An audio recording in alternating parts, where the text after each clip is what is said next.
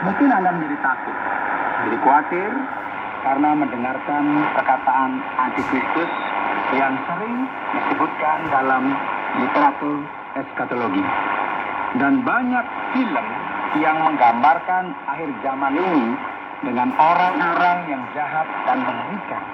Orang-orang yang penuh dengan dosa, seperti yang dikatakan dalam firman Tuhan. Sekarang ada pertanyaan yang perlu dipertanyakan. Bagaimana antikristus muncul dalam 2 Tesalonika pasal 2 ini? Saudara, kita telah membaca mengenai gereja yang sangat dipuji dan memiliki banyak kualitas. Serta gereja yang telah mengalami banyak penganiayaan. Dan tiba-tiba muncul masalah eskatologi di sini. Apa sebenarnya yang terjadi? Mari kita mengingat lagi bahwa dalam pertama Tesalonika pasal 4, gereja ini banyak bergumul. Dan oleh sebab itu Paulus menuliskan kepada mereka mengenai pengangkatan gereja. Dan sebagaimana yang bisa kita lihat, ini terjadi sekitar tahun 51 sampai tahun 52 pada era kekristenan. Dan oleh sebab itu orang-orang mulai mempertanyakan tentang apa yang akan terjadi kepada mereka ketika mereka mati. Dan pada akhirnya apa yang terjadi pada zaman akhir. Orang-orang ini menjadi khawatir dan ingin mengetahui eskatologi tersebut. Sekarang Paulus menghadapi masalah yang terjadi di gereja di Tesalonika dan memberikan mereka informasi dan bimbingan yang benar mengenai akhir zaman serta antikristus. Saudara, pasal ini diawali dengan mengatakan tentang keadaan Tuhan kita Yesus Kristus dan terhimpunnya kita dengan Dia. Kami minta kepadamu saudara-saudara, supaya kamu jangan lekas bingung dan gelisah, baik oleh ilham roh maupun oleh pemberitaan atau surat yang dikatakan dari kami, seolah-olah hari Tuhan telah tiba. Mari kita perhatikan, sepertinya ini ada sebuah kebingungan ya di jemaat Tesalonika. Ada beberapa orang yang bahkan telah mengirimkan surat yang mungkin ditandatangani oleh mereka, yang mengatakan bahwa surat tersebut berasal dari Paulus. Mereka mengatakan dan menubuatkan hal-hal yang berkaitan dengan kedatangan Kristus kembali.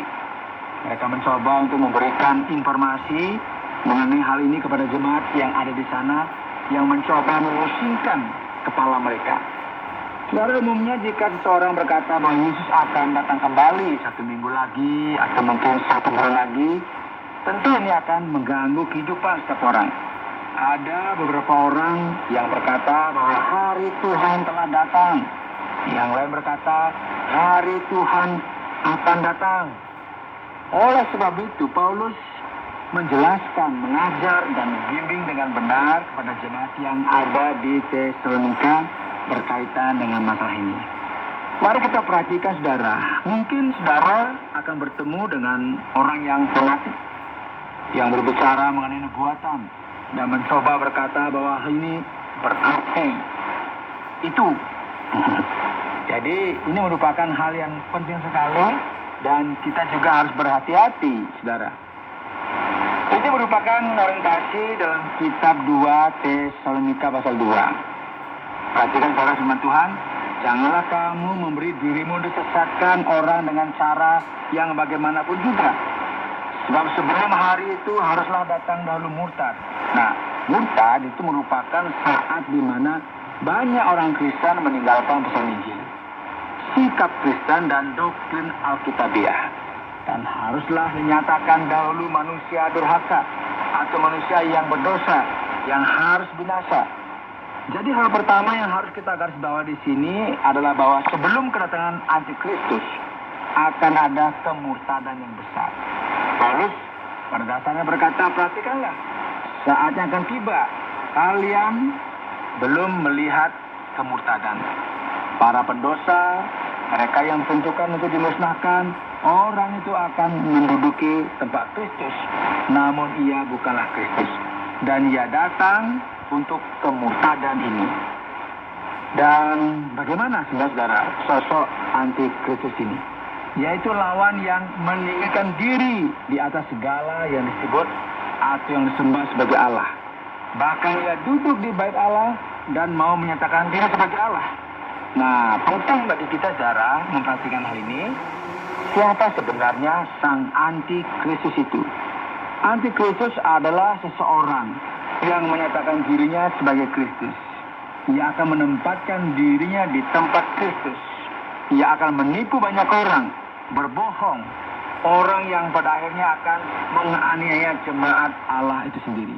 Jadi Paulus akan memberikan sebuah arahan yang tepat di sini. Tidakkah kamu ingat bahwa hal itu telah sekali kukatakan kepadamu ketika aku masih bersama-sama dengan kamu? Dan sekarang kamu tahu apa yang menahan dia, sehingga ia baru akan menyatakan diri pada waktu yang telah ditentukan baginya. Karena secara rahasia, kedurhakaan telah mulai bekerja. Tapi sekarang masih ada yang menahan. Kalau yang menahannya itu telah disingkirkan. Sekarang sampailah kita ke bagian yang penting. Paulus berkata, perhatikanlah. Antikristus sudah mulai beraksi.